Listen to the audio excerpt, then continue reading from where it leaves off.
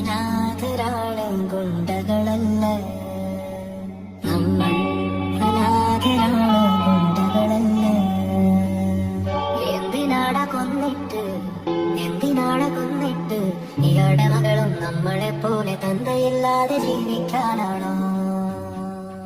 നമ്മൾ അനാഥരാണ് ഗുണ്ടകളല്ല, നമ്മൾ അനാഥരാണ് ഗുണ്ടകളല്ല.